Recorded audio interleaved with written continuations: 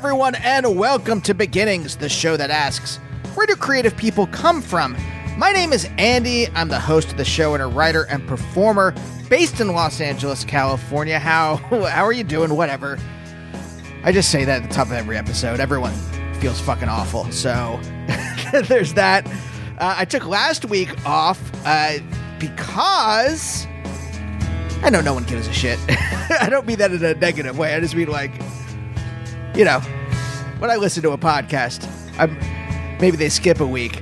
I'm not that intimately interested in why, but you know, sometimes when you're taking care of an elderly cat who is ailing while the country you live in descends into authoritarianism, sometimes you just don't have the energy.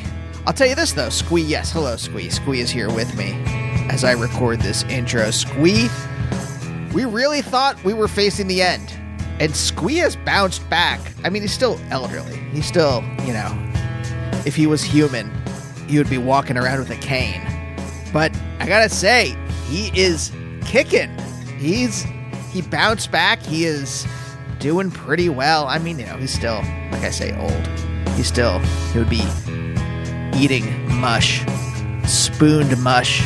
Is that what very elderly folks eat? Sorry if you are very elderly and listening to this.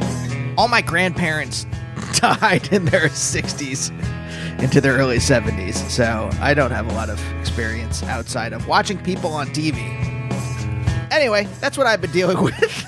It's fun on all fronts, right? Hey, there's a new season of Taskmaster starting, though, today, so that's exciting.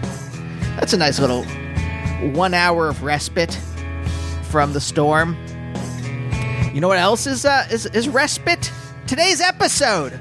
This is fantastic. What a lovely human I am talking to today. Today, my guest is Nick Dragotta, and if you don't know who Nick is, I'm going to read you his bio right now.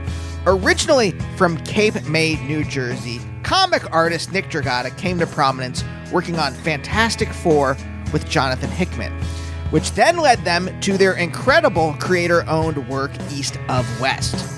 Beyond this, Nick has done the art for a number of great books, including Ecstatics, one of my personal favorites. He wrote and drew his own book, Ghost Cage, and co-created the character America Chavez. Most recently, it was announced that Nick will do the art for the final arc of Once Upon a Time at the End of the World, which I'm enjoying, while he continues to draw the fantastic Absolute Batman. I think it was Absolute Batman where I was finally like, I should reach out to Nick. I always reach out to the writers, but Nick's art is so singular, is so him, and it really hits me like deep in my body. I was like, I gotta talk to Nick. I'm so glad that he agreed, because this is he's a really nice guy. He's a really thoughtful guy, and I loved our talk. You know, he started off in Cape May, New Jersey, which I have visited a couple times. And we just really get into the nuts and bolts of both the act of being an artist, physically, conceptually, and also all the little bits and pieces that led him to do it professionally. I think in a way that I try to do on the show. Like that's I think this is the platonic ideal of what I want to do with this show. And sometimes you get there. I always strive for it. Sometimes I get there and sometimes I don't. But I love finding out that I love finding this out in the show, but not only is Nick a wonderful artist, he's a really cool guy too. And I really liked our talk, so I hope you enjoy this. Coming up on the show, Anna Managuchi, another great talk. Hannah Francis. I don't know, maybe I've just been in a mood lately where I've been more open and vulnerable. Maybe it's just coincidence, but both of those were really great talks too. Hannah Francis's new album that's coming out is unbelievable. And Pete and Ari from Anna Managuchi were just very cool to talk to. So look forward to those. But for now, let's talk to Nick.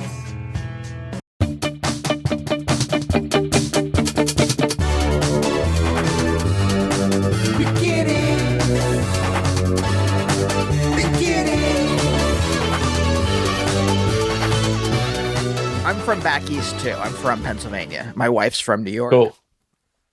And in our minds, the dream is that we buy a small house. Like, we once went to a wedding for some friends who live in Vermont, and their family has like a lake house there. And the brunch the next day was in this lake house, and we go there. This is beautiful. This is amazing. Giant picture window with looking out over this giant lake, picturesque. And then even here in Los Angeles, we were like, where should we move? We had to leave our apartment. And it's like, we could go to a nicer looking place like the Valley. And then we're just like, yeah, but there's not like, how do you get to a bodega or whatever in the Valley? So the thought about like even being out in a rural area somewhere, it's like even further from the ability to buy orange juice at 3 a.m. Yeah, I mean, say goodbye to taquerias and like really the good food at arm's length is kind of out. Like, there's a few fine dining places and stuff like that, but good Mexican, cheaper food too. Yeah, but again, we got 2 acres. Our house was what this would have cost in California would have not even close. 2 acres, a pool. Each kid has their own bedroom now. Yeah, it's kind of like a mid-century design, so it's like really beautiful. It's peaceful. As we get older, I mean, that's kind of what we're striving for, I guess. Like, it was nice to actually get away from. I always felt like it was like the California's still the gold rush. Everyone's still going out there. No matter how much the news wants to beat it up, it's still the most beautiful state. It's one of the most beautiful places in the world. If you spend any time in the Bay Area, it's just you look out your window, like mountain, ocean, bay. It's gorgeous. Awesome people, awesome food. So it's just, but it was getting way too crowded where we were living, and the cost of homes were just exploding. So yeah, it was a good move for us. And I never leave the house anyway. So. Okay. Well, this is why I want to hit record, because I'm like, are you okay in a rural area? Do you think it fits either your emotional or existential or just your personality? Are you like... Yeah, I mean, this is where I grew up. I mean, actually, I grew up all over. I grew up in New Jersey, in Cape May, New Jersey, which is the southernmost tip of New Jersey. It's a beautiful beach town. Lots of history, Victorian beach town. They used to race cars on the beaches, like, when they were first invented in the 1920s or something. I mean, it's got a lot of history. And it was a beautiful place to grow up. And then my parents had the bright idea to move us for a job to like bumfuck New Jersey, to the really rural farmlands in the middle of South Jersey, to where, no more like of that cool surf culture we had growing up, and just really culture. Like, there were just more people, more liberal people. And like any place, the more you go inland, I think it gets a little more conservative. And then, we were, the hobby went from skateboarding and surfing to like fishing in the lake, so, but it was cool. It was like, I don't want to beat it up too much, because my dad grew up on a farm. And we kind of like went back to that life, our job, rather than, whatever odd job I was picking up at Cape May, I was working on a farm and stuff. So it was, and now we're kind of back to that. Like, it feels rural, I'm chopping wood and burning it for winter and stuff like that. It's nice. It's, yeah. It's part of who I am, I guess. I wonder, is there any kind of, this is such a stretch, and I want to get back to a lot of this, especially skateboarding and surfing. I'm assuming this is sometime in the late 70s into the 80s, somewhere like that. Gosh, I was born in 74. I'm 50. So okay. This is 80, I mean, peak 80s. I have an older sister. Yeah. So this is like hardcore, listen to Black Flag riding a skateboard. This is, I want to talk more about this, but this is, again, probably a stretch. But the idea of like chopping wood, working with your hands at the same time of being an artist, I wonder if there's any kind of like the enjoyment of doing that. Because I'm a writer. I'm terrible at any kind of illustration. And I'm right now in our backyard, I'm trying to build a mosquito bucket of doom which is a Yeah. you build a thing like a bucket and you attract mosquitoes to Mhm. drop their larvae in it, and then you put in this thing called BTI that stops the larva from maturing into actual mosquitoes. Yeah. So it's like a pretty environmentally friendly way of doing mosquito control in the backyard. When I tell you, I have been trying to do this for 2 weeks now, and I run into a problem, and then I'm like, all right, like the bucket I got is not watertight. So now I have to figure out a way to make it watertight, and it's just not working out well. So, okay. All of that is prefaced to say, do you think there are connections between the enjoyment of chopping wood, of working with your hands, and being an artist? Do you think there's any kind of connection there? No, but I because I mean some of the greatest artists come out of New York and Brooklyn, and I mean the people that created comic books, all came out of New York City and probably never dealt with mosquito larvae or chopped wood. What I will say though is what's really good is like just weed, like just getting your hands dirty, gardening. It's like it's a meditative thing without meditating. It's just a soulful back to the earth, slow it down, see things grow, pull weeds, recognize the seasons. That's one of the biggest things moving from California is the seasons, like growing up with seasons, going out to California for maybe a decade or more, coming back and then just being like, wow, I forgot what lightning storms were, or rain seasons, even snow, thunder, all that stuff. You kind of miss, and then you get a better sense of time and the years passing by.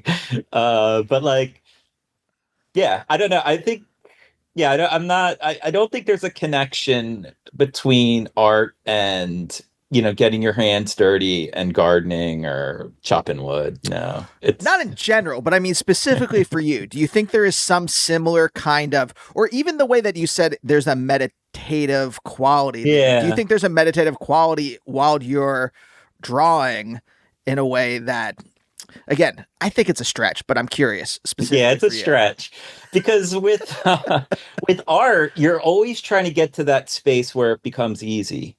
Like you're a comedian, right? I mean, and I would love to you to explain like timing to me more so I can better understand it. But with art, if you don't draw every day, you start to get rusty, and it's not like you lose it. Like I can't stand when people are like, "I got to relearn." You don't have to relearn, but it will take a day or two to get back into that zone. And then once you're in that zone, you don't want to leave it. But I think part of it is that zone is also very exhausting, like mentally. So like Mm. I know when I finish a project, and I probably have to start a new issue. I'm like, I just can't even do it. So that's where like, let me go mow the lawn, let me chop wood, let me go pull these weeds. That's where I think like that's a good, you know, energizer rather than just vegging out on the couch looking at a phone or playing games. Because at least I feel like I'm getting something done. So I mean, I guess I'm more of a practical way of looking at it than understanding how the two go together, because I think yeah, creatively, like I want to get to this place where you have that flow, for lack of a better word, sooner, or understand how to get into it, but I've never been it's never been on command, whereas I could go chop wood on command and things like that, so Yeah. Yeah. No, I think it's the same thing. I mean, if I'm writing something, it's really exhausting. It's really yeah. exhausting. I've been working on this script, and I mean, besides all the rest of the stuff I have to do in a day, like Hmm. medicate 10,000 elderly animals or whatever, right? Which is exhausting. But like working on just like one scene and I'm done with it because, I don't know if it's the same for you, but like I have to sit there and visualize. If I'm going to write it, I have to visualize what it looks like. And then Yeah. because I want it to actually feel real. So I have to like think about what the person, where they are, and if they're going to like absent-mindedly pick something Hmm. up off of a table or something like that and like play with it while they're talking or whatever, right? And that's exhausting. And then you're right. Then I have to go do the dishes because at least I can have a break from that. Yeah, that's what I do. I clean, I do dishes. I mean, yeah, I think creating is, we don't, it's exhausting because it's problem solving at its core, right? Mm. Like you're constantly problem solving. And David Mazzucchelli once told me, like, I was on a panel with him and I was a kid at my art school. I was a guest of it because I went to the art school. He was a guest of this forum because, he was David Mazzucchelli. And I was like, I was making some odd point of like, man, I'll sit on my computer and move an image a pixel, like a word a pixel, and I'll just go back and forth. I can't decide what looks better. And I'm like, it's just a pixel. And like, and then David pulled me aside afterwards. I said that, and he was like, good comics, no matter what level, is about good design. So I think you can like, anyone can practice to become a good designer, but it takes a lot of thought and a lot of like self-critique and analyzing, and like you're saying, you're imagining a whole scene and different people speaking, and is this believable? Yeah, so I think it's a lot of brain power that whereas like washing dishes, chopping wood, that's like brain off. It's physical. We're exerting ourselves like in that sense, but mentally, we're probably turning it off. So, Yeah. Okay. So, Cape May. I've been there once or twice before. I oh, think I played nice. mini golf somewhere in Yeah, Cape yeah, May yeah. on a trip. I'm from Reading, but I went to grad school in Philly. Wait, Reading, where? Where? Oh, PA, Yeah. Pennsylvania. I'm in Yeah. Reading, Connecticut now. So, Uh-huh.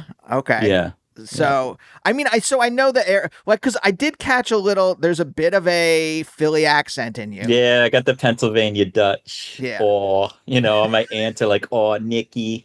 So, I mean, I have friends that just dog me for the way I say things. But I love it. yeah. It reminds me of home. It reminds me of John Worster from Sharpwing and Worster. He is a character called Philly Boy Roy. Oh, nice. So I would say that it is giving me a very nostalgic feeling. So Oh, cool. I'll never make fun of you. I'll never say a word. Yeah, we used to always, it was always the Pennsylvania kids would invade, in the summer, everyone invades Cape May. And then in the winter, everyone leaves. So we'd have the run of the town in the winter, and in the summer, all the rules, beach tags and can't go here, can't skateboard on the boardwalk, all this kind of bullshit. But yeah, it was always like, oh, here comes all the Pennsylvania people. Guys would take over our town. These pretzel eating freaks coming across the border. Called them shoebies. Wait, what? I guess back in the day, the tourists would bring their lunches in shoe boxes, and they were called, the nickname was shoebies. Like, hey, you shoebie. I guess that makes sense. My grandfather moved from New York to Pottstown, I think. It's either Pottstown or Pottsville. I can't. But I guess some like rich cousins of ours owned a shoe factory. So maybe shoes was a big I don't know. Yeah, maybe. industry? I don't know. I don't know. It's interesting. You're naming places like I don't know where my family's from Italy and originally was sent to Pennsylvania when they immigrated over to work in the mines. And they were all farmers. They're from southern Italy, Sicily and Naples, and they were like, "No, we're not, we're not doing this." So they trekked over to Jersey and farmed. So that's how we made our way over. We didn't stick around in Pennsylvania. What is this, like the late 1800s, early 1900s, somewhere around there? Oh yeah, I guess early 1900s. Yeah, because it's not my grandfather, but my great grandfather. So Yeah. yeah. So when you say your dad grew up on a farm, like was it their farm? Oh yeah, yeah, dude.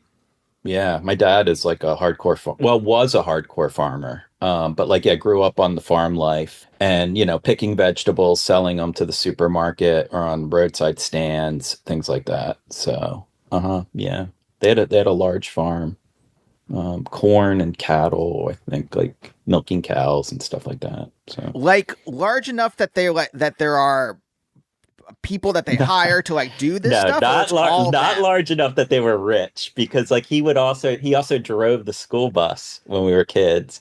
My grandfather would. And not large enough to where it was money, I don't think. Because my dad, but like I think he fought in World War II, my grandfather, and I believe got the GI Bill to where he could buy a plot of land.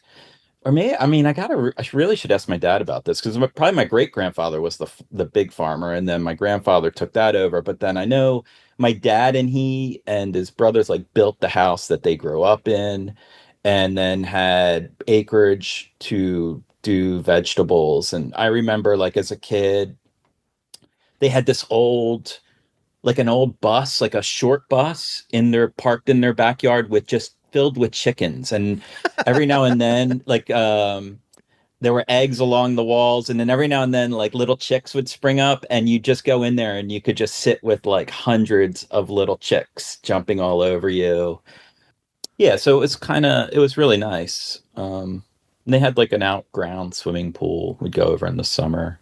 And that's they lived more, so they lived to where we moved from out of Cape May.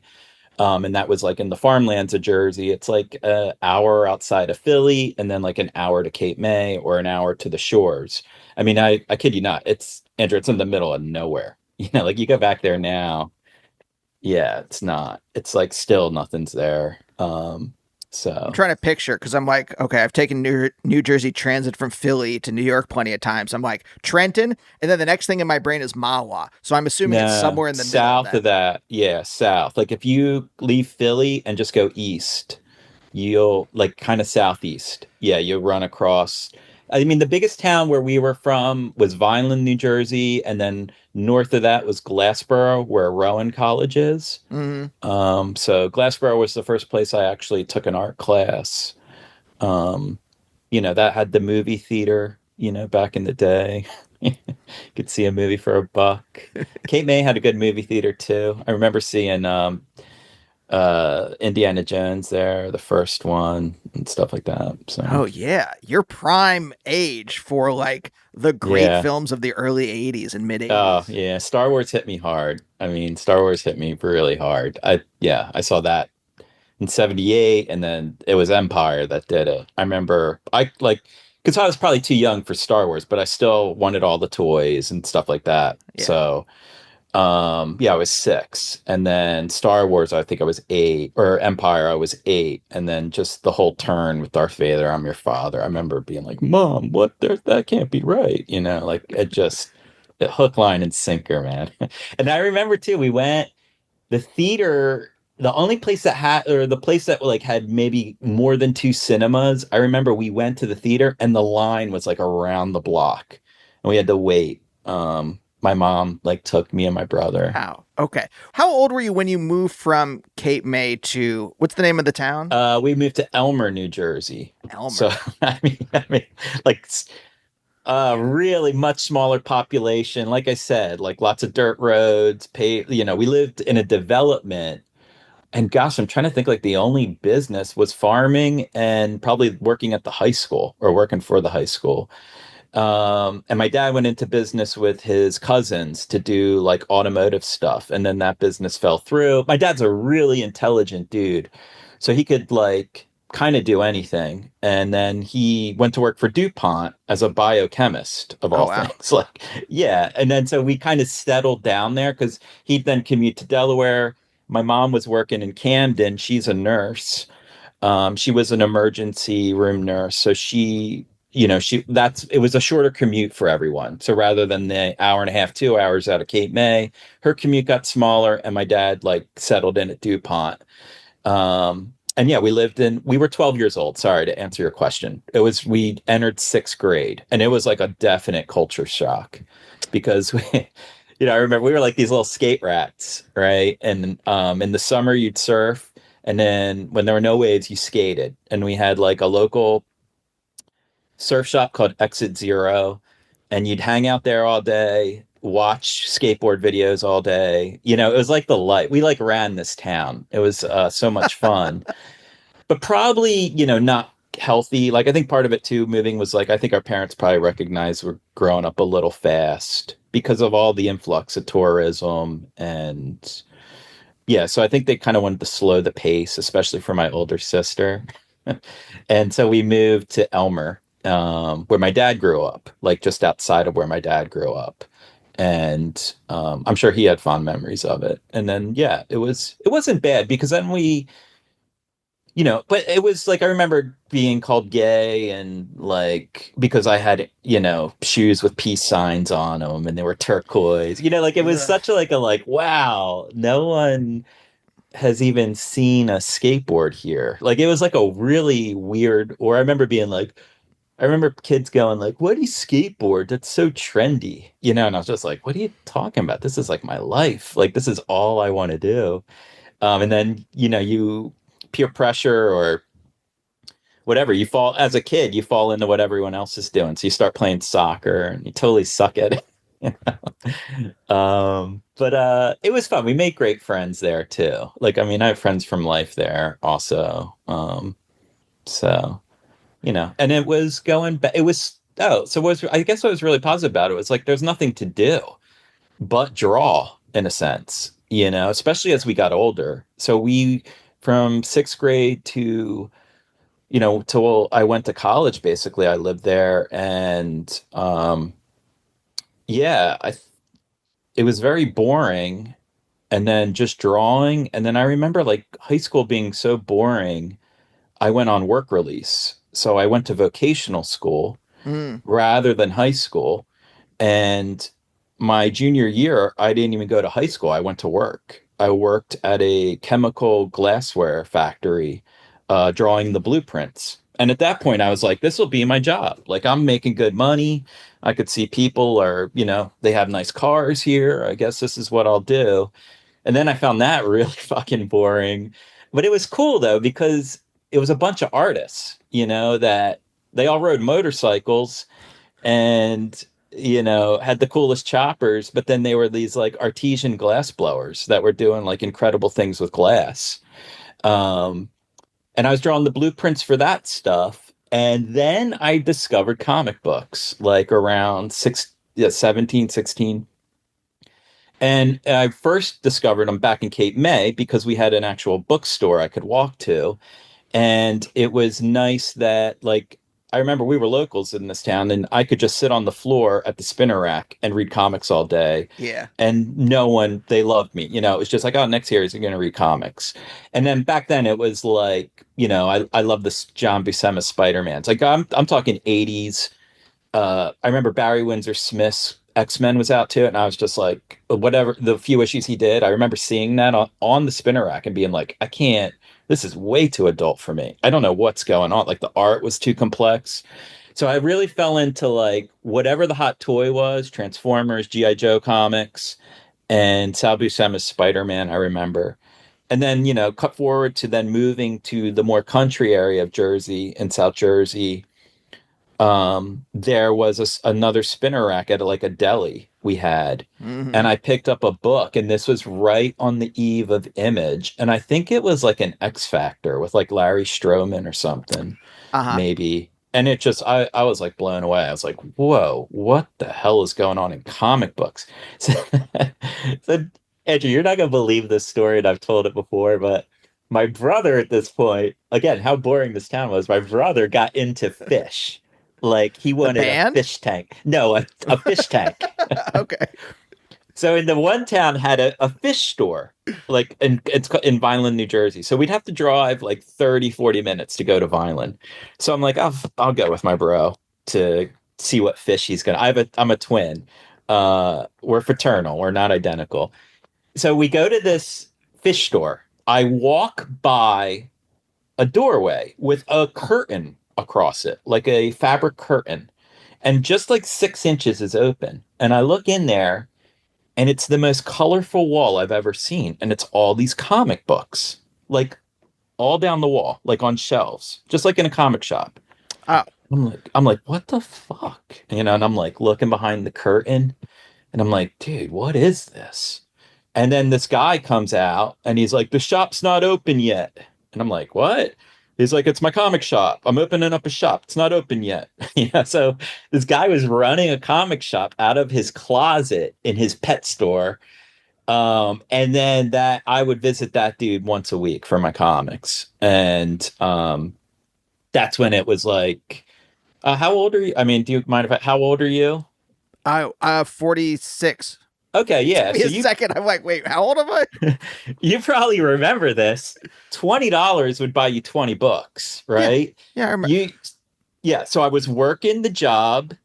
I had money in my pocket, And then, dude, I could walk into this. I think I was making like $80 a week or something. Rather than going to high school, I was working. I might have been making more. And then I'd walk into this store and basically buy every book on the rack. You remember you'd come home with a stack, and I'd put them by my Uh-huh. bed, and it would take a week to read them. And then new Wednesday, brand new stack, week to read. I just sit in bed each night, read some comics. And that's like was rediscovering and falling in love. And then, as I'm doing this job, I'm just doodling on blueprints, and I just start drawing more comics on the blueprints. And I always had a knack for drawing. My parents always encouraged it. But then I was just like, you know what? I think I gotta go. I can't do this for my life. Like, this can't be my career. I gotta tell stories with my pictures. So, yeah, I mean, it was happening before then, but that was kind of when the light went off, I think. Well, I want to go back a little bit because I'm really curious about the glass. What did you call it? Glass blowing. Yeah, it was called Chem Glass. Chem glass. What do they make there? Chemical glassware. So beakers and Like Erlenmeyer flanges. flasks? Yeah, yeah, really technical stuff. Like, if you were a scientist and you needed a custom made glass piece, it was huge. These guys would blow it. I'm sure it's still around. It was a major, major business. And it was awesome because there was like three of us, and we were high school kids. We had our own office, and my friends there, two guys, Brian and Martin, they were in the big band in town. They started out as like a U2 cover band. So they introduced me to all this great music. And then we just sit there, listen to music, draw, and just make fun of each other all day. So, yeah. When you say blueprints, what is actually needed? So someone would call in an order like, I need a beaker that's a specific size. You would have to draw the blueprint. Yeah, and it would be like, so we always drew everything to scale. And then we would draw, like, there would be like a spiral piece of glass going down through the beaker with a connection that could then go through that, and another connection, maybe to another spiral or to another big flange or to a bowl. And we'd be these big blueprints, and we had to draw them to scale. So the blowers, like, they knew how to make the spirals, they knew how to make these beakers, but then they could just like quickly pick it up and put it up to the blueprint to measure. So it would fall like within the right tolerances. Yeah, and that's what this company did. I'm sure I mean, thinking back on it now, I probably didn't realize it, but yeah, it was probably like a multi-million-dollar company. But for me, it was just like a bunch of Harley dudes blowing glass, and me and my buddies in an office just goofing off, and because I could draw this shit in my sleep, like it was literally like just make sure it's measured right. I could freehand it, like it was that. Huh. Yeah, I had a knack for drawing. I probably should have prefaced that. I always like to draw. Like, it's just natural, kind of like inborn thing. Like, you're very good hand-eye coordination. Yeah, I don't know if that's it. I think it's more perception. Like, and then very critical. So just being able to look at something, go, that's not right, and then figuring it out. I'm more like that. Like, I know you had Daniel Warren Johnson on. I think Dan's like more of the raw talent, and everyone has to work. Like, Dan would hear that and go, whatever. But like, no one draws more than Dan. And I think that's kind of why he's so good. Like, when you hang out with Dan, it's kind of annoying because he pulls the sketchbook out and he's always drawing. And you're just like, dude, I mean, come on, give it a rest, take a rest. But yeah, I think my mom's side of the family has artists in it. My musicians. Her father painted also, and my dad is a musician also, like can play music. I didn't get that gene at all, but my mom's brother was like a world-renowned etcher. His name is Mark Whitcomb, out of City Island, New York, I believe. And yeah, I mean, like, so there's something that ran through the family. Like etching, like woodblock type stuff where you put the ink on. Oh, no, etching in the metal with the acid, scratching, and then making prints. Oh, wow. I mean, yeah, if you look him up, Mark Wickham, I mean, incredible, incredible talent, like insane. He's passed now, but one of the greats. Wow. Yeah. So I think this is interesting because this happens mostly with artists on this show, where there is some kind of like I won't say innate, but there is like you have some talent early on. And it just seems like with visual art, if it's nurtured, Hmm. people seem to tend to go in that direction. Man, you are bringing up stuff that I think is so much as what is wrong with society. Like my parents really nurtured it. There's pictures of me as like almost a baby, like sitting in a milk crate with a pad drawing. And my mom would say like you'd sit in that milk crate and draw for hours. Like and then my mom and dad would always go, let's go to Philly and go to the art museum. Nick, you like to draw, take art classes. They would put me in adult art classes when I was like 5. I had no business being in them, but they were like, "What? Why waste time? He likes this." So and it was never, I see it now in sports in America, but it was never like forced or them trying to turn me into something or having hopes I would be an artist. It was just like, you like this, you could go do more of it here, and actually we'll see if they're good teachers. And then I remember in kindergarten, I still remember my kindergarten art teacher's name, Miss Hicks. She'd roll in her big art cart, and she was like super influential on me because I remember she recognized something in me and she made me do life drawing. She like set up a circle and had the kids sit in the middle. And I remember she specifically was like, I want to see how you paint a figure. And like I still have some of these drawings and what they were watercolors and I like they won awards. Like they were then entered in some art contest and I won like, I got some recognition for it. So what I guess my point is like if you nurture some kid's passion or recognize it even and then nurture it and then you start to give them confidence with it, like so in my brain, and like these watercolors are nothing to write home about, but you can see I'm doing so the big thing with kids, can they sense space, can they overlap an object? So like I think I drew someone crossing their legs, and most kids they can't figure that out. Mm. um and like but it's still bad, like it's still way off proportion wise, but I could see, oh, that leg overlaps that leg, and me, that is that a fold, I'm going to try and define it. So they recognize that, and then I get recognized again for some contest, and I won like 20 silver dollars, like because that was the culture of Cape May. It had an art scene, um, and art shows that even kids could be in. So then it just starts clicking. Like, wow, Nick, you got a knack for art, and maybe I really didn't, but I was just getting enough reinforcement and support to continue to do it. So whereas like I think in sports now, it's like we're forcing these kids to go play soccer. Mm-hmm. But I have 2 kids, like they'd rather just sit at home and play video games. So it's kind of like, I don't know. But then you see the soccer parents are a little too intense. So it was never that kind of intensity. It was just like if Nick wants to do it. I always had an art desk. I always had some art supplies. I always had paper and pencil. So, yeah, it was definitely nurtured. Absolutely. This is a weird question, maybe, but is it something you happen to be good at? Did you find enjoyment in it Mm-hmm. Yeah. too? Yeah. I think to sit in the milk crate and I think too, I was very shy and insecure, even my teenage years. Mm-hmm. Like I was outgoing. If I was with my buddies, I would be myself and stuff and goofy and fun. But I definitely could go into my shell in social scenes or be like feel intimidated or uncomfortable. And then I think being alone, drawing, and then rediscovering comics, it definitely gave me that space of like, oh, I could live in this world. I mean, like, yeah, I just would draw and have dreams of being an image creator, just being like, I could do this. Like I want to be like these guys. So yeah, it was definitely like a safe space, I guess. Yeah.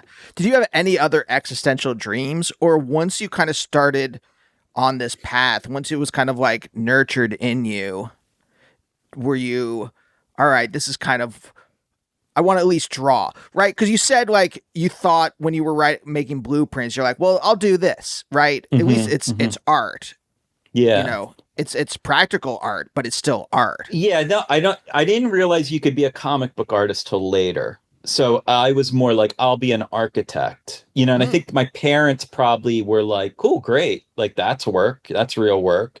My parents were pretty practical. And I remember when I was like, I want to do comic books. Like I definitely remember them being like, really? Like just paint. Go be a painter. Or we went to the Joe Kubert School in Dover, New Jersey, and like I was accepted there, but they didn't offer you a degree. And I mm, remember my parents just being like, like really hung up on like you need a degree, you have to get a degree. And then some art schools were like not interested, like in Philly, or they were too expensive.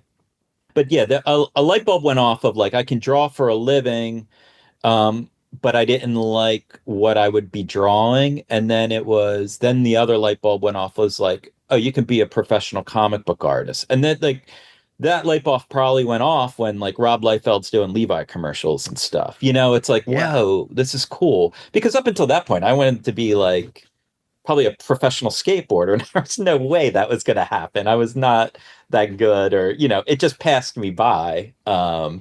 When everyone starts doing handrails and you're coming up in, country Jersey, like it was just like, no, that's not realistic anymore. Like you realize that you have physical limitations. Yeah. Um, Was that a bummer? Like, was it when I talked to a lot of people who had some kind of athletic dream mhm. that something happens? Like, I forget there was a, a author and a showrunner that I talked to years ago who I think he thought he was going to play basketball. At least he was going to go to play college basketball. Who Yeah. knows beyond that? But then he got an injury in high school that just ended that dream, and it was really tough on him. And I always think about that in these moments when I talk to people where I'm like, when you ran up against the limits of your physical abilities, was it just did you just take it in stride and be like, all right, I got other things I want to do, or was it a Yeah, yes. I think that's maybe one of my strengths. Like, there's no delusions of grandeur, even with my art. Like it's recognizing what you do well and then kind of not, I don't want to say exploiting that, but pushing that aspect of it and then trying to grow in the other areas you're not good at. Like, I have friends I went to art school with and they still draw the same way they did when they graduated. Like, and they're just fixed and they bitch and moan and, like they didn't grow. I don't know why I kind of had that mentality, but it served me well. Like I mean that I could just tell by reading magazines, like just doing the tricks. Like I'm like, I can't ollie that high. I'll never be able to ollie that high. right? So it was like, yeah, but it was just the enjoyment of it, like we'd build ramps in the backyard and skate at the local schools. And it was the camaraderie of skateboarding and hanging out with your friends is, it's awesome. And then it's a good teacher for art too, because it's a lot of self-reliance. Like it's just you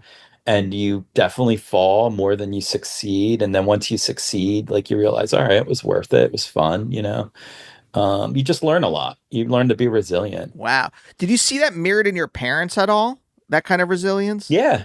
Yeah. I mean, they worked their asses off. Like my mom was an emergency room nurse and my dad settled in as like a biochemist and he's now a wooden boat builder, that will cut down trees and like do their own lumber and build tall ships. Like, he's got forearms like Popeye and he's like approaching he's 80, like, yeah, my mom just recently retired and, yeah, so they bust their asses. Like, so I definitely, when you go to work, you go to work, Mm. finish. I think that was what we learned from them. And then they were incredibly fun. My mom, especially, is super fun and funny. My dad always kind of had his nose in a book. But they loved animals. Like, there's a lot. I mean, they still do. I'm talking like they're gone. Yeah, it's what I'm trying to think. What was I mean, the love for movies. My mom loved movies. I just did a podcast with David Brothers and talking about a new comic we got coming out, and it was basically inspired.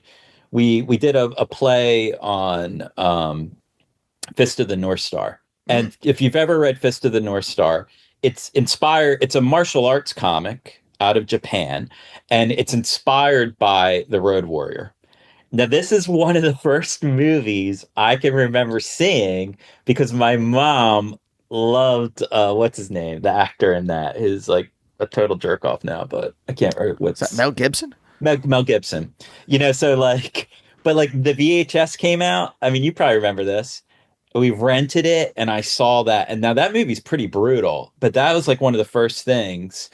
And just, I remember she brought home Reservoir Dogs like one time. And I was like, what is Reservoir Dogs? I don't want to watch this. And she was like, sit down. We're all going to watch it as a family. And just being like, what? Like life changing, like just Hmm. like, what the fuck? Yeah, Like for my sure. mom gave me so much good art through films. And then she used to always go up to Broadway. So she'd take us to see Cats and, when we were kids, when that was a big hit and stuff like that. So, yeah, just more of that nurturing.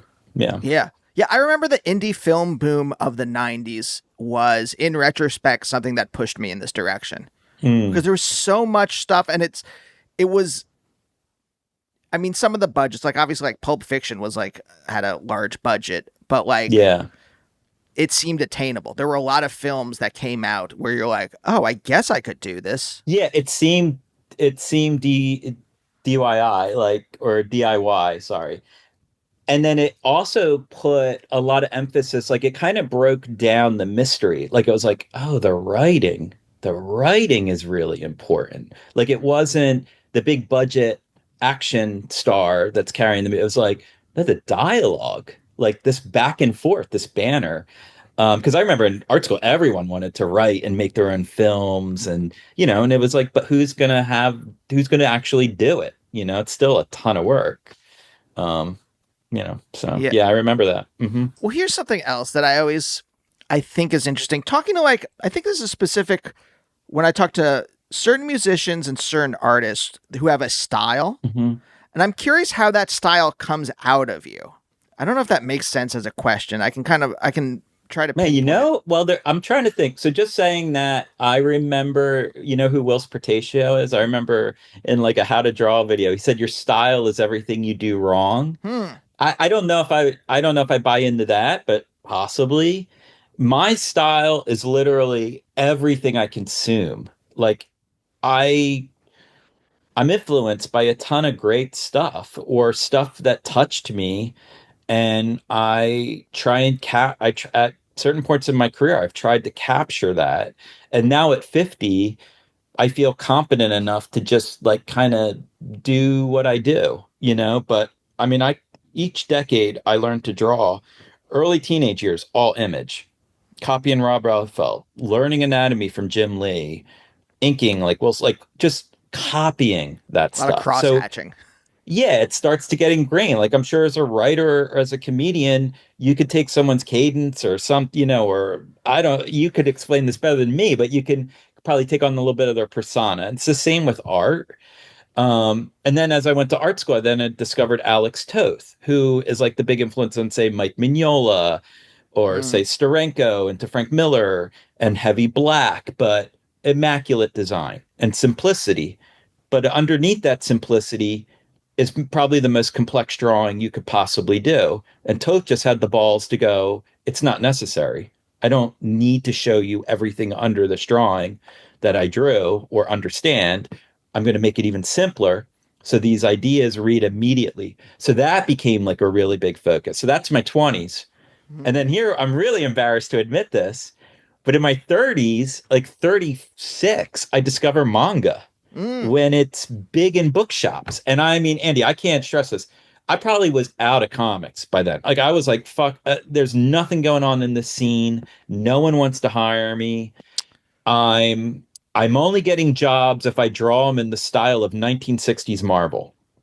Like Marvel would give me some What year is this? 2000 two, three, or no, wait, how old? I'm 50. So yeah, 15 years ago, 2005, 8, 6, 7, 8, Uh-huh. around then.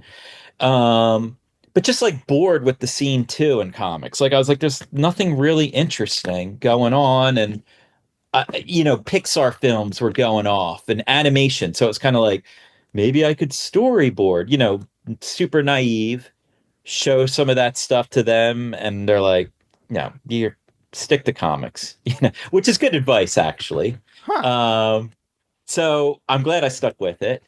And I discover manga. Like I read Akira for the Mm-hmm. first time as a book, not the anime. So I had Right. seen the anime for, Fist of the North Star, Akira, Ninja Scroll. I mean, mind-blowing animes, right? But then you discover the Akira manga and you realize, whoa, it goes way deeper. It's Yep. a mastercraft in comics, and there's 6 phone books. Like Yeah. you're just like you see the work that a real career is, and that was definitely like that was kind of eye-opening. And then that's when I met Jonathan Hickman on my last job at Marvel. We did Fantastic Four.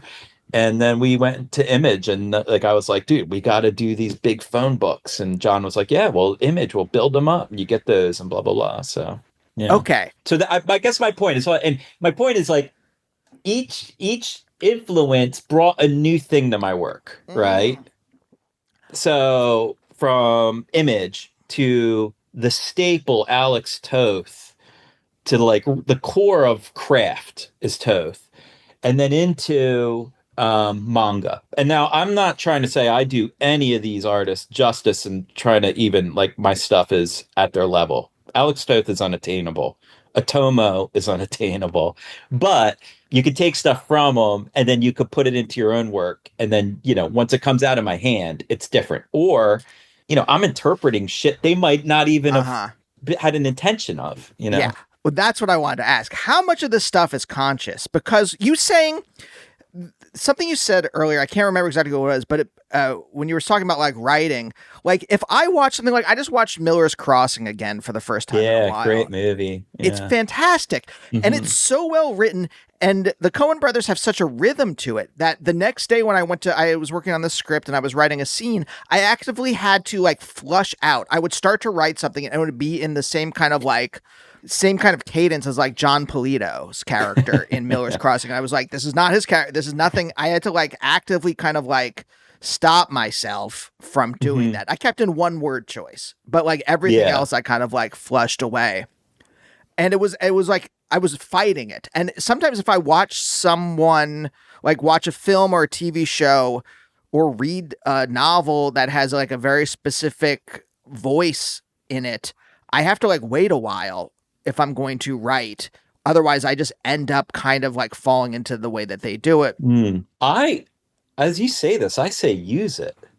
Because once you finish what you're doing and edit it, or it's acted, or it's going to be something wholly different. And then I'm thinking of Tarantino. I mean, the Sergio Leone influence is all over the films. The references in Pulp Fiction to 80s films, and you know, like all his movies are kind of love letters to what he loved. And some of that stuff is shot for shot, Mm-hmm. like so it's wholly Quentin Tarantino, and we celebrate it and fucking love it and are entertained by it. So like, man, I if you're feeling it, feel it and go for it, because that's the thing. Like with a comic book too, like I could start out, and I don't do this, but like I'm just saying, if I were, or okay, yeah, we're good devils. We were going for a Fist of the North Star vibe, and yeah, it's black and white. It's it's toned, so it looks like a manga,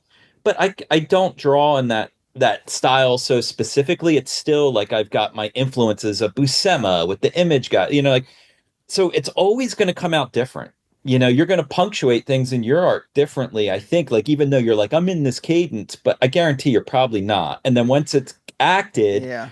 and you might reach new plateaus with that. So I don't think creatively, like if you're feeling it, I don't think you should ever shut it down. You should explore and see where it goes. And you might look back on it like I do with pages and go, this isn't working.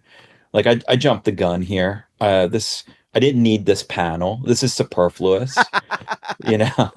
But that, I guess this is my question. How much of this is conscious for you, right? You're like, you start, read all the volumes of Akira. Like, are you like Yeah.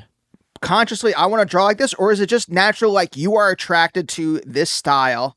And so the way you start moving, because I really liked the way that you said this before, where you said, well, it's about perception for me Mm-hmm. in a certain way. Yeah, like I take from it not copying because you can draw like a Toma. I could get the tools he inks with and copy it, but it's not my natural inclination. But what I take from it are the design choices, are the way he might design machinery or a bolt or draw jeans. And then again, this is the beauty about comics. The deadline is the ultimate motivation. So no matter how much you want to be someone Uh-huh. and put it on the page, fuck that. You got to get it done. And all that influences, all that stuff goes out the window, and it's just you, the piece of paper, and your brush, and you're just trying to get that done. I got 8 pages due Friday. Like I'm not going to sit on my floor and go through books and be like, let me get inspired. Nope. Grip it and rip it. Like, and here's the other thing, Andy. The beauty of that is the discovering the happy accidents. Like when you then turn off your brain and just go to work. And that's what I mean, like getting into that flow. And then the beauty of comics too, like I tape all the pages up as I finish. So they start to surround you and you look at them. You look at them every day and you pull one down and you fix something. But like you're constantly like I'm the type of creator, like I'm constantly critiquing the work. Can it be better? Can it be simpler? Can it be more immediate? So I can transmute that idea into your brain. And that's kind of this that's my, I guess if you were saying like that, what is style, it's those goals maybe for me, and then how that comes out as a visual drawing, right? Yeah. Because like I have those ideas, like I want to be clear and concise, and then I want to challenge my writer to also do the same thing and not overwrite it, get right to the point. But then think about it, I'm doing that through uh a sleight of hand. I'm creating this fake 3D space on paper. I'm creating this illusion, but I'm really just trying to tell you an idea and entertain you. So yeah, it's like I'm putting a little meta now with it, but No, no, no. Do you know what it reminds me of too? The idea of like what just has to be done. There's this deadline. It has the feeling, and again, this is going to be a stretch, but similar to like skateboarding or similar to athletic things, similar to a live performance. It makes me think of like when I'm on stage. I'm not on stage a lot these days, but my wife is a stand-up, so I know Mhm. from watching her, but there's just like, you got to say this thing. Yeah. And you're under, like, it has to be funny. So you just have to do it. Like, there's no kind of, you can't sit here and like go through in your head, like, should it be this? Should it be this? Should it be this? It Mhm. just has to be like, I have to just say a thing now and it has to be funny. So you just have to be in it. And obviously it's like something that takes a lot of practice. And Yeah, well, I mean, as you're saying this, I'm thinking of like it's the years of practicing, and then it's also the tools in your chest, right? Like the tools in your toolbox. Like I'm sure when you're up on stage and you can feel the energy of your room, and you're probably like, if I pause a little bit here and then hit them, I know this line, it's coming up. They're feeding right into it, and then it's the same with drawing. Like I'm like, I could hit this panel with a little extra splatter, and it's going to make this violence seem way harsher than it looks right now. Like it's just, I don't know. It's kind of be putting yourself in the moment, having all the experience to maybe control the moment. yeah, Yeah, time, experience, all that. yeah. But it's just like when I asked earlier about how conscious this is stuff, it's part conscious because you're right. You are making like, you do think about like, the decisions you make, but it's also partly instinct and it's physical. You Absolutely. feel it in your body. Yeah, the best art is when you're being more emotional with it. Like when you draw the figure, and if I'm trying to make everything in perspective and make it perfect, it'll be stiff. But if you're like a Disney animator, like the early ones, and you're just flowing around, you can really create volume and depth, and again, create that illusion on paper. And that's like the whole goal. Um, yeah, it's kind of cool. Like what we're talking about too is like, your business is talking and laughing and entertaining, and the simplicity of that, Mhm. and mine is like pencil and paper. That's all you need. And you can like enthrall people and get them lost in a world. But yeah, you got to build up that toolbox, I think. So Yeah. But it seems like you are kind to yourself, right? You could yeah. easily berate yourself. You could like I know I've had spaces where like I write something and I'm like, this is shit. Why am I like I've been there. I've been there. okay. Yeah. I mean, it's funny. I was just hanging out with my college roommate, and I didn't get my first job in comics till I was 28, and I graduated college at 21, 22. So, and then I didn't really make any real money till I was 36. So believe me, I had a good 10, 15 years of like kicking the shit out of myself and being like, are you even good enough? But I could always go to a comic shop and go, I'm better than the worst, like uh, so it was always like I think that's kindness too, is just saying like believing in yourself, but also knowing you got work to do and then mhm. doing the work, like you gotta Alex Toth wrote me a letter once. I wrote him a fan letter. He wrote me back. And then he wrote, like, you have to nail your ass to a chair and turn off everything. And he said, comics are a cruel mistress. And at the time, like, I was a 20 something year old kid. I didn't get what he meant.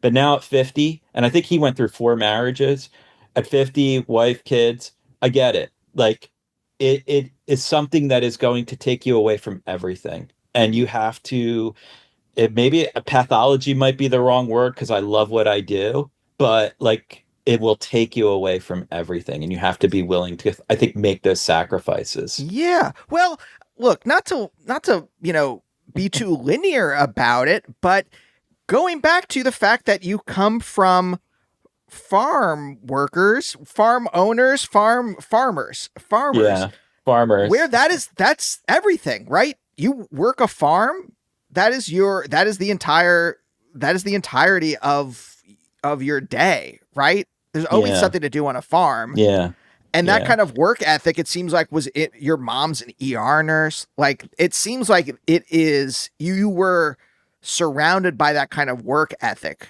when you were younger. Yeah, and I think encouraged. I mean, I'm just you saying this. I'm reminded in high school, we woke up before high school. We woke up at 3:30 in the morning to go pack corn bushels for the supermarkets. Like that was our job. We'd ride our bikes in the dark down these farm roads, probably like 3 miles on a bike to a farm where the big mean farmer would like yell at you if you didn't pack the perfect 50 ears of corn in a bushel. And yeah, and then go to high school. And then I remember I'd fall asleep right after school, Hmm.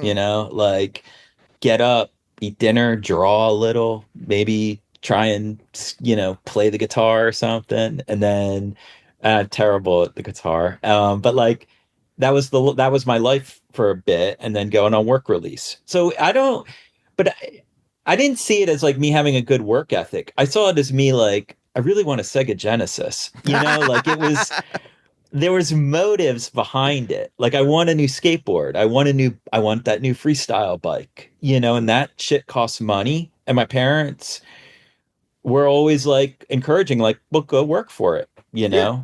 Yeah. So, and then we did. We were like, oh, we'll work. We'll go to work. We'll get up at 3:30 in the morning. Yeah. So So, this is what I find interesting, though, and I don't have anything interesting to say about it. I just think there's something compelling there where, like, for me, it was the same thing. My parents were like, you want this? mhm. Go, I worked at supermarkets. I worked at Yeah, Pathmark. I worked at Weiss, as everything. Dairy boy. I worked as a cashier, getting the carts, all that yeah, stuff, yeah, sweeping aisles. fronting the merchandise. I think was the term then. Yeah, I worked at Macy's in college. So I'd go to art school, come home in the summer, work Mm. at the mall at Macy's. At one point, I was the only trustworthy stock boy, and they made me the cash runner. Where, like during the holidays, I'd have to go to each register, like dress like a civilian, and pick up the money, and then run it to the bank. Uh-huh. So Uh-huh. they trusted me with like, I mean, tens of thousands of dollars. Sure. Sure. Yeah, it was pretty insane. Yeah. Yeah. Yeah. But for me, I always just did enough to earn the money. Like I didn't enjoy Hmm. it. I didn't like doing the stuff, and I resented having to do it in order Oh to. no, I loved it, dude. That's the Stock boy difference. at Macy's. I was like, I'm gonna sweep the cleanest floor. I'm gonna fold the tightest shirt. I was in. I was all in. Like I always wanted to be the top of what I was doing, I guess. Or just work. Just I don't know. I think about it now though. I felt responsible to do it. Like I guess that's the way I was raised. I was, but like my brother was more kind of like not in the school. Like I remember like you're making me, this is like a therapy session because now I'm recalling like just the way I was like always an honor student in high school. Like I had to do good, get good grades. I couldn't get a C. I was lenient on myself. Like I mean, if I got to see, I got to see. But I'd be like, I tried. My brother would be like, he didn't care, And he's not like he was stupid. He just didn't care about school. And it would like I remember it pissed me off. Like we were in the same grade, we were twins. I'd be like, Doug, you got to study, man. You're gonna get a D, of course. So I don't know, like. But like, yeah, no, my brother, we worked those same jobs too, and he did them just as well. So I don't know. Yeah, I'm off on a tangent. Well, no, it just makes me think that like the kind of dedication that is required to be an artist at Mm. your level requires this kind of it requires something like this. Solitude. I think I'm okay with being alone a Mm. lot. I enjoy. I don't know if I enjoy it, but you're you're alone a lot. You have to shut the door and do the work, and I think I'm okay with that. Being in that place, being by myself. So I think that might be the biggest hurdle for anyone if you're very social or Mm. maybe you'll become a writer. Like a lot of failed artists become comic book writers. Hmm. Yeah. I mean, all the top ones, Scott Snyder, Donny Cates, Jonathan Hickman, Brian Michael Bendis, like they all started drawing early. And then I think it's hard, and then Yeah, they lean more towards writing or they discover writing. So that's yeah, I don't know. interesting. Yeah, I don't know. I don't know. I don't know. Huh. We're Okay. still figuring this out. I mean, that's the whole point of your podcast, right? Yeah. Like Yeah. what is have you ever crunched the numbers? Like have you ever unlocked anything that you could say, I've talked to enough people that I'm pretty sure of this. There are some generalities. Again, I think artists, whether it's fine artists, comic artists, what have you, get nurtured from an early age because there is some kind of tendency or some kind of attraction that they Hmm. have. They can, or like you said, you could draw someone crossing their legs or arms a little better than someone else. And Yeah. I think that if it's nurtured, leads off in a certain direction. I think that's something that I can say after having done this for like 15 years. Yeah, you know what I think too, to add to that, is I have two young kids now and confidence. Like when they get a small win, how it builds Yeah. confidence and then lets them want to then take it to the next step. But like if we grind that confidence out of them, they'll find something else.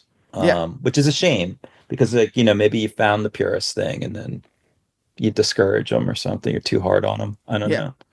Or like for Yeah. me, it's not that my parents discouraged me from anything. It was just that we come from a middle class background. The idea was, well, you have to have a practical job. Yeah. And I didn't even Yep. know writing was a job or anything like that. So I was Mhm. always kind of like triangulating between what their desires were and what I wanted, but I didn't even know what I wanted. So it's just kind of like it was murky up until I moved to New York to start doing comedy and then got on this path. And then, but you're right about the confidence thing because I remember that I was doing improv at UCB at the time. And then I got my first professional job and I moved out to LA, and then it ended and I came back. I was so much funnier. And it's not because I had just had a professional job. It's because it was not that like I learned anything necessarily. It's just that I had gotten paid to do this. And I was like, Yeah. oh, well, if someone's going to pay me to do it, then I have to be somewhat good at this. And you were validated. Yes. Yeah. That's a big part, getting that first professional credit and being like, that's yeah. I mean, I think what we're talking about is like increments, right? Mhm. And then that was the first, like, I'm a pro. I can do this. Now I know I can do this. But what gave you that step to go to New York? Like, what gave you that boost of confidence to go, I'm going for it, rather than work at the department store? I had in grad school in Philly, I went to Temple for philosophy. And I was going to be a philosophy professor. Temple, yeah, I love it. Uh-huh. I thought it was great. I thought I mean, my mentor there was incredible, and was part of the reason why I left. I mean, without telling it's such a long story, but basically, like right before my dissertation, I had to write these papers that were of publishable quality. They didn't have to be published. They just had to be that level to show that I could do the work.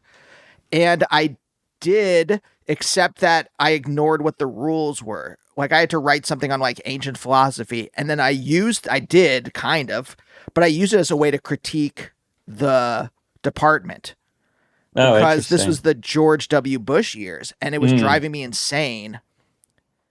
And the way that they were teaching, the way the department taught what truth was basically saying like, there is a single truth. There is truth. And I was watching the government lie to everyone about like weapons of mass destruction. And I'm like, well, but there's power. We're not acknowledging. I know I am babbling right now.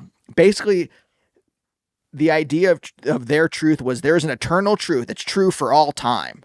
And I was saying, if you teach children that, you're teaching them to accept whatever the people in power say is true. Yeah. Even if we know it's not true. But you're teaching them this thing that I think is politically problematic. And I wrote that into this paper, and they're like, don't do that. Just write a normal paper on Aristotle. Yeah. And I said, okay, I'll do that. And then I wrote the same paper again. I tried to disguise it a little more. And they said, get out of here. That was essentially it. And I had been doing comedy for years already on the side. Yeah. And it's what I wanted to be doing. And I just finally just moved to New York to do it. But you had a teacher that pushed you like positively out, or he said, you're not going to find the thing you want here. Yeah. Oh, that's important. Yeah. You know, and you respected this person. Incredible. I mean, I think he's passed away now, but he was probably one of the top people doing like really good philosophy. Yeah, that's really interesting, you saying this. Like I had a moment out of high school. I didn't know what I was going to do, and I took an art class. The summer I graduated high school, I took an art class at Glassboro. It's now Rowan. It was called Glassboro State College. And there was this teacher there named Daniel Chard. And he's this incredibly fine, I think he's probably passed on now too, incredibly fine painter of like landscapes. And I just took this class, drawing one. We just used charcoal. And he, on a whim, just took this art class. Because I was out of high school. I'm like, I don't know what I'm going to do. Like, I don't know how to do comics and stuff. Like, I wish I could do it. But I take this class, and it's all just drawing still lifes.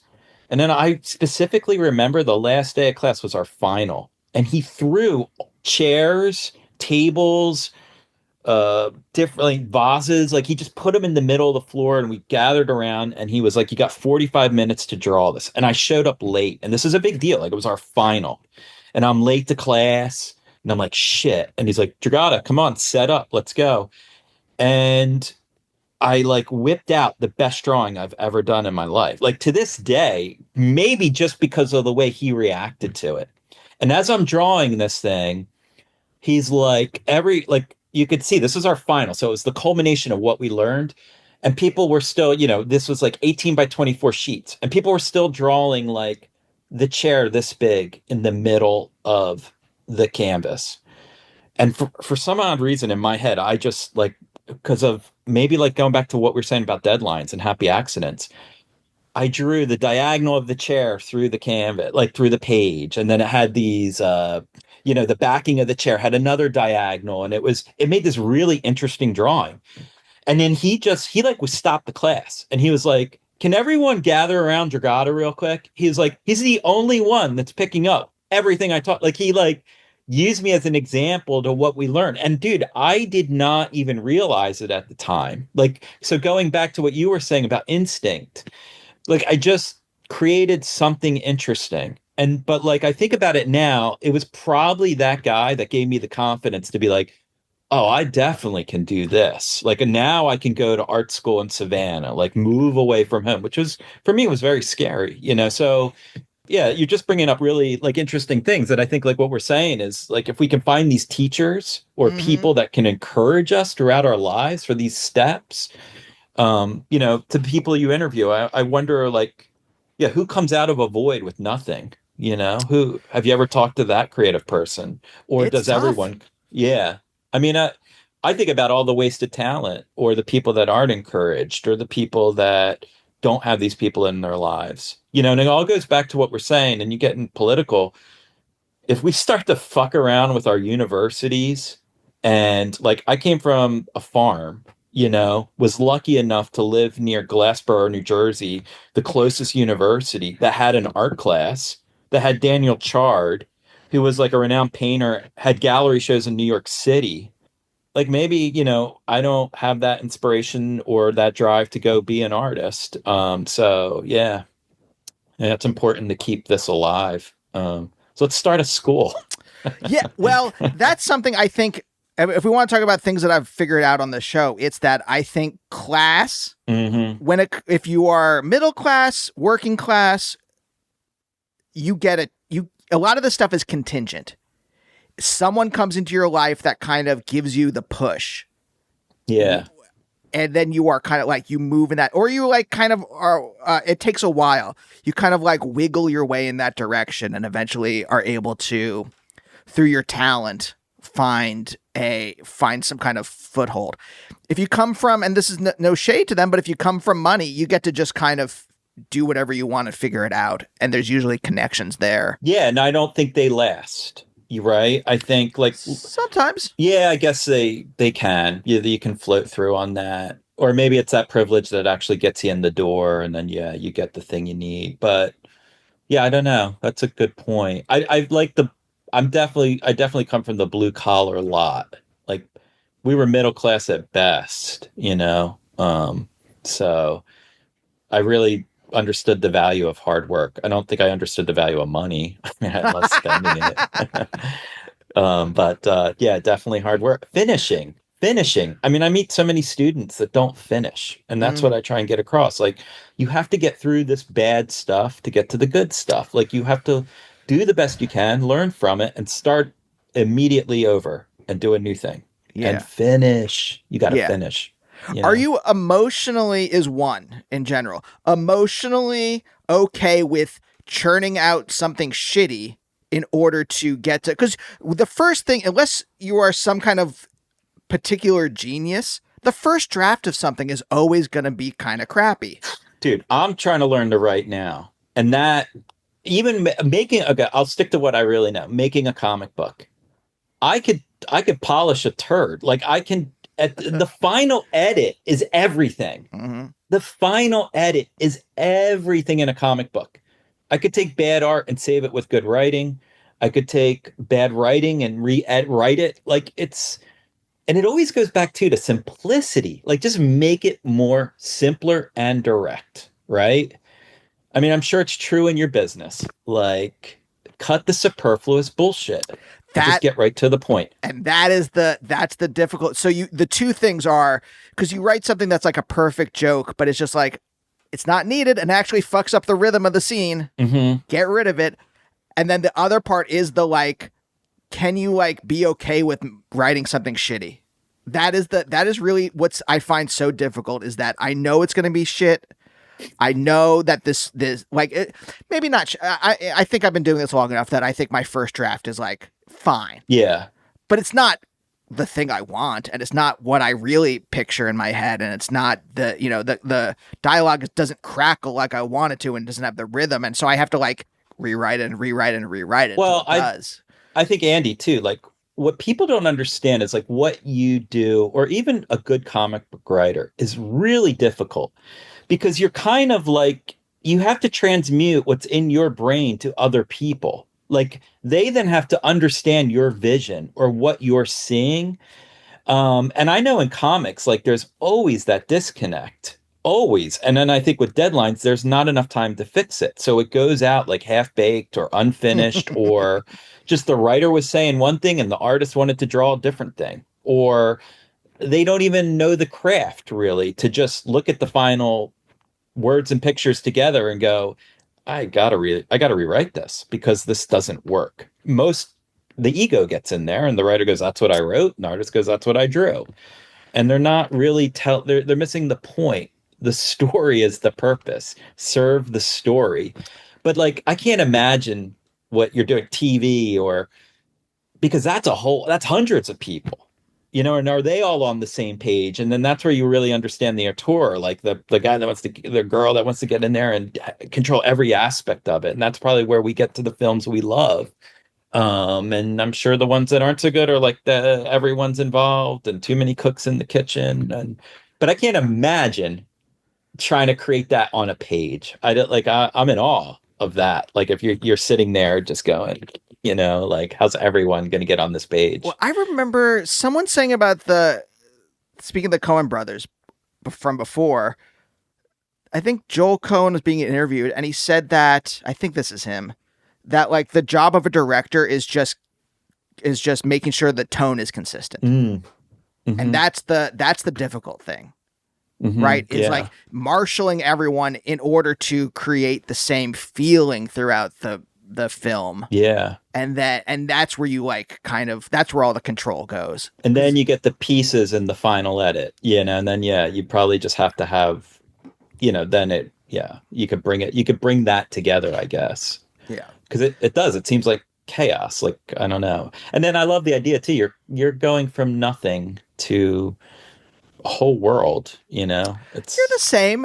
I don't think there's anything that radically different between you were taking some. In fact, and maybe this is because we're not perfect at what the other person does. Mm-hmm. And I mean, I can't. I like my drawings are absolute, just the worst things in the world.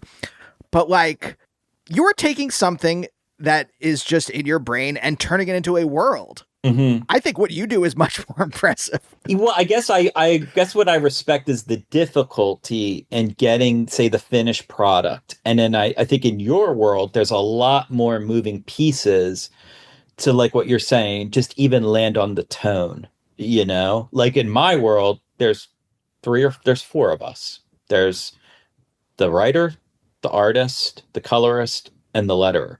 And I could do all of those, but I couldn't do it as well as, say, without Jonathan Hickman or Scott Snyder, because Jonathan, I used to always pick his brain about writing. I say, John, how do you could come up with all these alternate dialogues and scenes, and he would just, he like distilled it really simply for me, and he was like, Nick, I can think and see words like you see lines, like I have, and I'm just like, whoa. Like I got to learn to see words. It's like I'm not well read. I didn't spend, I spent 30 years practicing my drawing, 30 years drawing comic books. Like I'm more visual, which I wish I spent 30 years picking up a book every now and then, So. But would you be the virtuoso you are now as an artist if you had divided I think about this a lot. I divide my attention too much. Mm-hmm. I'm writing a script one day, I'm podcasting the next day, I'm writing a video, some comedy. Yeah, video. But see, dude, Andy, I think by doing all this, and I was blown away by how many podcasts you've done. I'm like, holy shit. Like, what, you get hit up a lot. Would you do my podcast? And mostly it's comic people and stuff. And then I'm like, who's this Andy Beckerman guy? And then I look it up, I'm like, whoa, he's got 700 something podcasts. Like he's definitely dedicated to this. And so like, that is going to feed into what you write. These conversations, you're going to take your there's going to be something that's pulled from it. Like I going back to our influences, right? And I think like yeah, man, let me know next like what like I want to sign show me what you've done because I want to then be like I wonder where he got that from. Where's that idea from? Because like it's this is like the fruit of the labor, you know? Like I mean or this is the ingredients to the fruit and then we got to do the labor. But I don't know if that makes sense. Wait, let me ask one last question because you brought this up, and now I'm slightly curious. You know, you'd said ego, getting out of your Hmm. own way, and Yeah. I found that to be one of the most important lessons that I've learned. Hmm. That's made me better at this, and I'm curious. You know, you were good at art from an early age. Did you have to learn how to get out of your own way to get at to kind of like minimize your ego to do this, or were you always kind of humble about I it? think I was humble. I don't know what you like. I mean, I could answer this in a couple different ways. Drawing always made me happy and brought nothing but positive things into my life. If my ego could be me in my 20s drinking and embarrassing myself, you know, like I was always I was doing good if I was at my desk, right? And I'm not saying like I had a spot in my life where I was out of control or anything, but like, you know, we all have moments where like, why did I say that? Like we are such an ass. Like where the ego you get might get overconfident and you say shit you regret. But like or maybe ego in art could be drawing the superfluous, like really focusing on, I'm gonna really draw all this shit and really show off on the page, but it adds nothing to the story. So yeah, I guess in that sense, I like art that's egoless, like that gets out of its own way and just again is direct and gets to the idea of it. And then if we're talking about ego in terms of like flying too high, I'm always down at my desk, you know, so that keeps you grounded. It's, you know, and again, nothing but positive things have come from it. Even when I was learning, like just finishing, I could then look at that page and understand what I needed to work on and then move on to the next thing. You know, that's like one, I think that's an important thing. I'd say this to a lot of the students, like, if you're going to do this, it's a journey, like it's a life's journey. It's not going to happen overnight. I see like a lot of parents get discouraged. Like they're not going to come out of school and go into the arts and make 50, $60,000. I'm like, no. You're gonna be lucky if you make like $10,000. You gotta start somewhere.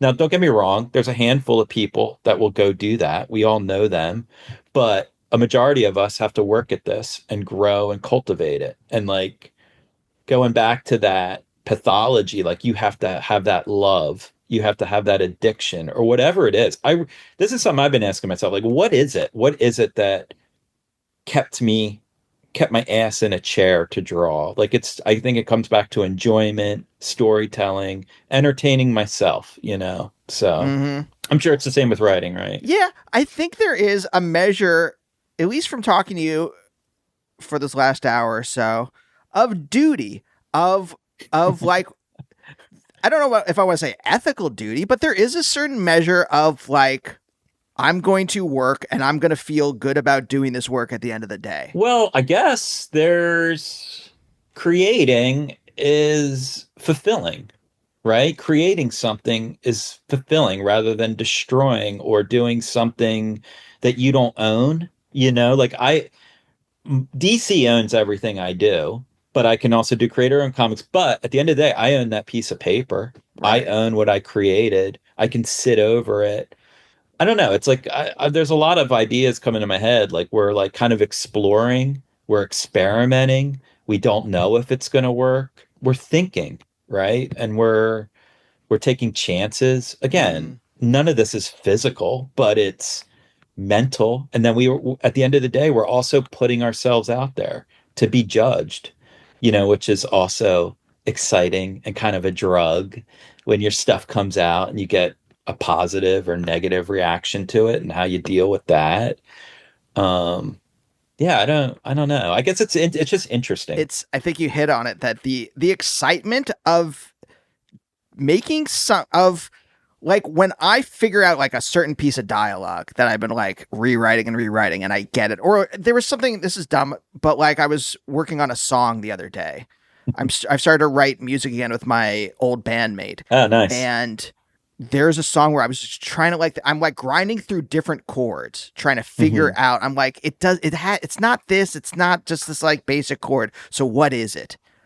And I just had to grind it out, like go through, like play the progression over and over again with a different chord at the end until I figured it out. And then I did. And there was something exciting and fulfilling about that. Yeah. I wonder how many people experience that. Like there is the fulfillment. I know, like when I finish a book, a 20-page book, and I do this month in and month out. But then when you finish and you're like, I deserve the break, and you look back on the work, or like you're just saying, you figure out that chord and then you hear it and you're like, this works. Whoa, this is fun to play. It's the same with drawing. And like, I wish everyone could experience this, because I do. I love what I do, and it makes me feel good. Actually seems like a very nice place to end, Nick. Thank you so much. Absolute delight talking to you. Likewise, man. It's a pleasure to meet you. I've been enjoying your podcast, so it's good stuff. You. Yeah, well, and your wife's hilarious, by the way. Yeah, so enjoy that too. I will tell her that. So cool. Thank you again. All right, thank you. Appreciate it. And we'll see you next time. Bye. Bye, oh bye, oh bye, oh bye, oh bye.